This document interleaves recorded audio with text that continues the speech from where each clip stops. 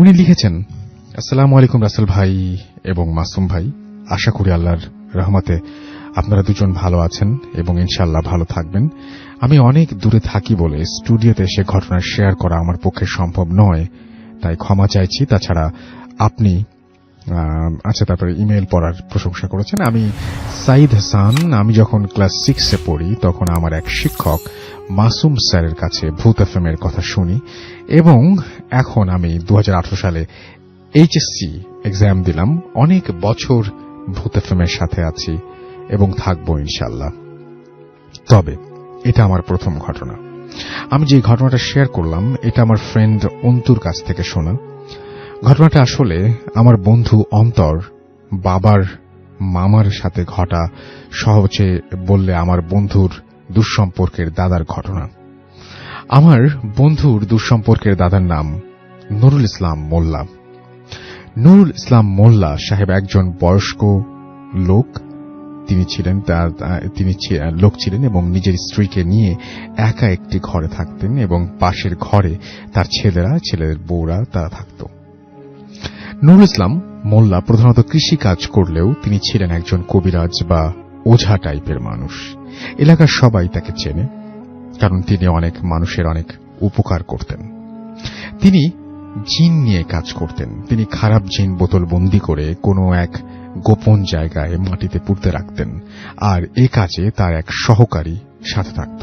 তিনি খুব সাহসী একজন মানুষ ছিলেন। বিয়ের আগে অনেক জিন তার সাথে থাকলেও বিয়ের পর সেসব জিনকে তেনার সাথে তিনি রাখতেন না। নুরুল ইসলাম মোল্লা এ কাজ শিখেছেন তার দাদার কাছে। তার দাদাও ছিল একজন অনেক বড় কবিরাজ, মানুষের অনেক উপকার করতেন এবং এও শোনা যেত যে নুরুল ইসলাম সাহেবের দাদা যেই রাস্তায় যেতেন সেই রাস্তায় যদি কোনো খারাপ জিন থাকত তা ওনার জাস্ট লাঠির ভয়ে পালিয়ে যেত। তো জিন সম্পর্কে অনেক কিছু নুরুল ইসলাম মোল্লা তার দাদার কাছ থেকে শিখেছেন। তার দাদা তাদের বংশে শুধু মাত্র তাকেই সেগুলো শিখিয়েছিলেন। তার দাদা তাকে একটা তাবিজ দেন এবং মৃত্যুর আগে তার লাঠি দিয়ে যান এবং বলে যে তিনি যেন সবসময় সেটা তার সাথে রাখেন, সেটা নিয়েই সবকিছু করেন। ঘটনা 1990-এর দিকে। সে সময় একটি খারাপ জিনের কারণে সবাই ভয়ে থাকে। সেই অশরীরীটা গ্রামে শিলকাটা ভূত নামে পরিচিত। শিলকাটা ভূত যার সামনে পড়ে সে মারা যায়। মারা যাবার অবস্থাটা এমন যে নাক মুখ দিয়ে রক্ত বের হতে থাকে। এক সময় মারা যায় এবং কিছুই বলতে পারত না। শিলকাটা ভূত দেখতে কেমন কারো জানা নেই, তবে অনেক আগে থেকে এই নামও কোথা থেকে এলো কেউ জানে না।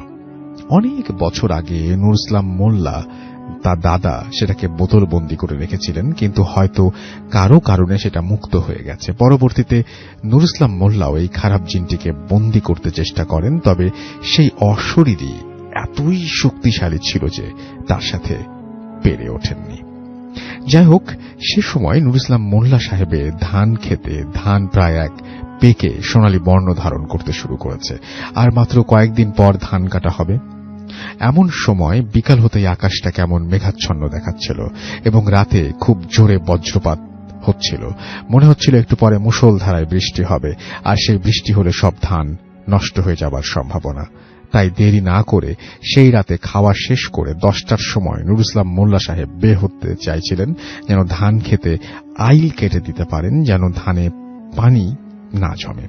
কিন্তু নুরুল ইসলাম সাহেবের স্ত্রী যেতে মানা করেছেন এবং বলেছিলেন এমন ঝড় তুফানের সময় যাবেন না। উত্তরে নুরুল ইসলাম মোল্লা বললেন, তুই কোনো চিন্তা করিস না, আমি চলে আসব। নুরুল ইসলাম মোল্লা কোদাল এবং তার সাথে সেই লাঠি নিয়ে তিনি একাই বের হয়ে গেলেন। সেই রাতে নুরুল ইসলাম মোল্লা আর বাসায় ফিরলেন না।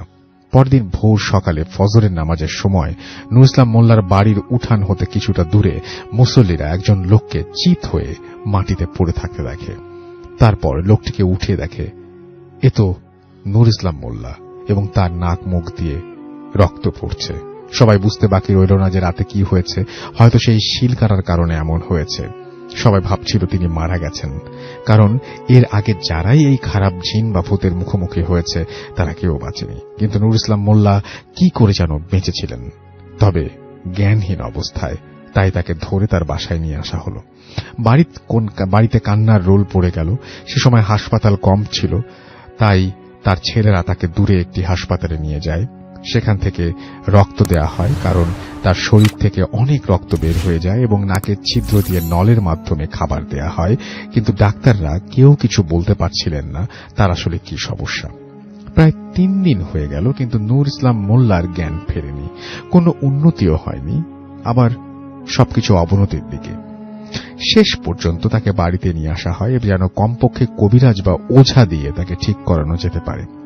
তাছাড়া ডাক্তাররা হাসপাতালে কবিরাজদের চিকিৎসা করার সুযোগ দেবেন না। যাই হোক, নূর ইসলাম মোল্লা নিজেও অনেক বড় কবিরাজ হওয়া সত্ত্বেও অনেক কবিরাজ আসলো গেল, কিন্তু কেউ তাকে সুস্থ করতে পারল না। সবাই আশা ছেড়ে দিল। সবাই ধরেই নিয়েছিল যে তিনি হয়তো মারা যাবেন। যেহেতু অত্র এলাকায় পরিচিত ছিল সবাই, সবার কাছে খবরটা ছড়িয়ে পড়ল। তারপর ঘটনা ঘটার 5, 6, 7ম দিনের মাথায় একটি ঘটনা ঘটে। সে রাতে একটি ঘরে একা জ্ঞানহীন নূর ইসলাম মোল্লা ও তার স্ত্রী শুয়েছিল। রাত প্রায় আনুমানিক 2:30 বা তার বেশি সময়। এমন সময় তার স্ত্রীর ঘুম ভাঙল এবং খেয়াল করল যে দরজার নিচ দিয়ে আলো আসছে। তিনি ভালো করে খেয়াল করে দেখলেন যে আলোটা এতটাই উজ্জ্বল যে মনে হচ্ছিল এখন রাত নয়, বরং দুপুর। তিনি কিছুটা ভয় পেলেন। হঠাৎ দরজায় কিছুটা বারবার নক করছিল। তিনি আরো ভয় পেয়ে গেলেন। কিন্তু যেহেতু তিনি একজন ওঝা বা কবিরাজের স্ত্রী, তাছাড়া বিয়ের পূর্বে একজন হুজুরের মেয়ে ছিলেন, তাই সেই সাহস নিয়েই তিনি দরজা খুললেন। তিনি দেখলেন একজন জুব্বা পরা লম্বায় বিশাল আকৃতির লোক। লোকটি এতটাই বড় যে দরজার সামনে দাঁড়িয়ে তার মাথা দেখা যাচ্ছিল না। মনে হচ্ছিল তার মাথা যেন আকাশে, এবং সেই লোকের শরীর থেকে এত আলো বেরোচ্ছিল। তিনি বুঝে গেলেন এটা কোনো মানুষ না, এটা একটা জিন। জিনটি নূর ইসলাম মোল্লার স্ত্রীকে সালাম দিলেন। জবাবে নূর ইসলাম মোল্লার স্ত্রী সালামের উত্তর দিলেন। তারপর জিনটি তাকে জিজ্ঞেস করলেন, আচ্ছা, ইসলাম মোল্লা সাহেব কি বাড়িতে আছেন? নূর ইসলাম মোল্লা বললেন যে নূর ইসলাম মোল্লার স্ত্রী বললেন যে হ্যাঁ আছেন, তবে তিনি কারো সাথে দেখা করতে বা কথা বলতে পারবেন না, কারণ তিনি অসুস্থ। তারপর জিনটি বললেন, ও আচ্ছা, আপনি যদি এনাকে বাঁচাতে চান তাহলে আমার সাথে একটি পানির পাত্র নিয়ে আসুন, আপনার ক্ষতি হবে না। নূর ইসলাম মোল্লার স্ত্রী উপায় না দেখে সেই জিনটির সাথে যেতে রাজি হলেন এবং ভাবছিলেন হয়তো কোনো একটা ভালো জিন, তাই তার পিছু পিছু গেলেন। অনেক দূর হাঁটতেই থাকে নূর ইসলাম মোল্লার স্ত্রী। হাঁটতে হাঁটতে একটি বাগান, বাড়ি, জমির ক্ষেত, তারপর একটি পুকুরের সামনে এসে একটি লাঠি দেখিয়ে জিনটি বলেন, এই লাঠিটি ভাঙুন এবং হাতে রাখুন। নূর ইসলাম মোল্লা সাহেবের স্ত্রী লাঠিটি ভাঙার সাথে সাথে মনে হল জিনটা অনেকগুলো প্রতিলিপি বা কপি হয়ে গেছে। এবার যেন জিনটির মতো অনেকগুলো জিন। জিনটি বলল, ভয় পাবেন না, এবং পুকুর পাড়ের এক সাইড দেখিয়ে খুঁড়তে বললেন। যেহেতু পুকুরের পাড়ের মাটি নরম, তাই খুব সহজেই সামান্য খোঁড়ার পরে সেখান থেকে ঝর্ণার মতো পানি বের হতে শুরু হল। এবং জিনটি বলল, আপনি বিসমিল্লাহ বলে পানি পান করুন, তারপর ওযু করুন এবং আপনার স্বামীর জন্য নিয়ে যান। নূর ইসলাম মোল্লার স্ত্রী ঠিক তাই করলেন এবং যাবার সময় জিনটি বলল, ভাঙা লাঠিটি জোড়া লাগান। নূর ইসলাম মোল্লার স্ত্রী সেই ভাঙা লাঠিটিকে জোড়া দিতেই চুম্বকের মতো লেগে গেল এবং আশেপাশে সব প্রতিলিপিত সেই সমস্ত জিনগুলো কোথায় যেন উধাও হয়ে গেল। তারপর জিনটি নূর ইসলাম মোল্লা সাহেবের স্ত্রীকে বললেন যে আপনি যান, এই পানি পান আপনার স্বামী ফজরের নামাজ পড়ে খাওয়াবেন এবং তবে এই রাতের ঘটনা আপনি কাউকে বলবেন না, ওয়াদা করুন, এবং ওয়াদা ভাঙলে আপনার ক্ষতি হবে। নূর ইসলাম সাহেবের স্ত্রী কথাও দিলেও যে কাউকে বলবে না। এরপর নূর ইসলাম মোল্লার স্ত্রী ফজরের নামাজ পড়ে সেই পানি নূর ইসলাম মোল্লাকে খাওয়ায় এবং সঙ্গে সঙ্গে নূর ইসলাম মোল্লা এমন ভাবে শো অবস্থা থেকে ওঠেন যেন তিনি অজ্ঞান ছিলেন না, তিনি গভীর ঘুমে ছিলেন। কোন একটা দুঃস্বপ্ন দেখে লাফিয়ে উঠলেন। যাই হোক, সকালে সবাই নূর ইসলাম মোল্লাকে দেখে অবাক। সবাই ভেবেছিল নূর ইসলাম মোল্লা মারা গেছেন বা যাবেন। এটা তো একদম অন্যরকম একটা বিষয়। নূর ইসলাম মোল্লা বেঁচে আছে খবরটা পুরো এলাকায় ছড়িয়ে পড়ল। সবাই নূর ইসলাম মোল্লাকে দেখতে এলো। সবাই দেখেও অবাক। তারা জানতে চাইল সে রাতে কি হয়েছিল নূর ইসলাম মোল্লার সাথে। নূর ইসলাম মোল্লা বললেন, আমি সেদিন রাতে কাজ শেষ করে বাড়িতে ফিরছিলাম। হঠাৎ আমি বাগান বাড়ির দিকে আসতে দেখি একজন দূরে রাস্তার মাঝখানে দাঁড়িয়ে আছে। দূর থেকে দেখে কোনো মানুষ ভেবে এগিয়ে গিয়েছিলাম। কাছে যেতে দেখি এ তো মানুষ নয়, একটা অশরীর যেন আমার জন্য অপেক্ষা করছিল। জিনিসটি দেখতে মানুষের মতোই, তার হাইট, তার বুক এবং তার মাসল অনেকটা সুগঠিত আর কি, চওড়া পুরো শরীর, এবং মুরগির লোমের মতো লোম, এবং লোমের ফাঁকে ফাঁকে চোখ, এবং চোখের মধ্যে লম্বা লম্বা কাটা, এবং মাথা নেই। বুঝতে বাকি রইল না এইটাই সেই মানুষের মুখের সোনা শিলকাটা ভূত। এবং এও বোঝা গেল যে এটাকে কেন শিলকাটা ভূত বলে, কারণ তার দেহে অনেক লম্বা লম্বা কাটা থাকে। তারপর আমি কিছুটা ভয় পেলাম এবং দোয়া পড়তে শুরু করলাম এবং হাতের লাঠি দিয়ে অশরীরটাকে ভয় দেখাতে চেষ্টা করি, কিন্তু সেই জিনিসটা কোনোভাবেই ভয় পাচ্ছে না। অনেক চেষ্টা করেও কাজ হলো না, সেই জিনিসটা আগের মতোই দাঁড়িয়েছিল। আমি এবার কিছুটা ভয় পেলাম এবং দাদার দেওয়া তাবিজটা খুলে সেটা দিকে ছুঁড়ে মারি, কিন্তু কাজ হয় না। সেই অশরীরটা যেন আরো ভয়ঙ্কর ভাবে দাঁড়িয়ে আছে। এবার আমি দোয়া পড়তে পড়তে এগিয়ে গেলাম এবং আমি অনুভব করতে পারি সে আমার অশরীরটা আমার শরীরের ভেতর দিয়ে চলে যাচ্ছে। এক সময় রাস্তায় দিয়ে আসতে আসতে বাড়ি থেকে দূরে আমি জ্ঞান হারিয়ে ফেলি। তারপর আর কিছু মনে নেই। যাই হোক, খুশির সংবাদ যে নুরুল ইসলাম মোল্লা সুস্থ। ঘটনাটি এখানে শেষ হতে পারত এবং সিনেমার মতো, কিন্তু বাস্তবে নয়।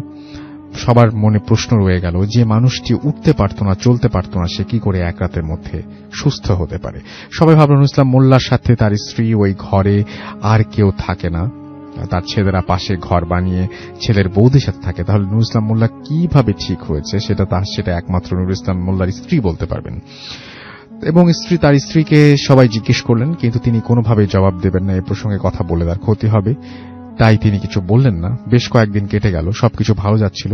প্রায় গ্রামের মহিলাদের তালিম হতো, অর্থাৎ গ্রামের মহিলারা অবসর সময়ে ধর্মীয় আলাপ ও নিজেদের সুখ দুঃখ নিয়ে কথা বলতেন। একদিন সেই তালিমে এক মহিলা নুরুল ইসলাম মোল্লা সাহেবের স্ত্রীকে জিজ্ঞেস করল সেই ঘটনা, অর্থাৎ তার স্বামী কিভাবে ঠিক হলো। যেহেতু এ ব্যাপারে কথা বলা নিষেধ ছিল, কিন্তু নুরুল ইসলাম মোল্লার স্ত্রী ভাবল এরা তো আমার নিজের পরিচিত লোক, তাই বললে কিছু হবে না। এবং যে মহিলা জিজ্ঞেস করেছে তিনি তো অনেক কাছের, তাই তিনি বলতে শুরু করলেন সেই রাতের ঘটনা, যে জিন, পুকুর, পানি ইত্যাদি। ঘটনা বলার এক পর্যায়ে তিনি জ্ঞান হারিয়ে ফেলেন। দীর্ঘক্ষণ তার মাথায় পানি দেওয়ার এক পর্যায়ে জ্ঞান ফিরে আসলে নুরুল ইসলাম মোল্লার স্ত্রী জ্ঞান ফিরে পান। তবে জ্ঞান ফিরলেও তার সব ঠিক থাকলেও তার গলায় কোনো আওয়াজ ছিল না, অর্থাৎ তিনি কথা বলতে পারছেন না। এদিকে নুরুল ইসলাম মোল্লাকে খবর দেওয়া হলো। তিনি আসলেন এবং তার স্ত্রীর কাছে জানতে চাইলেন কি হয়েছে।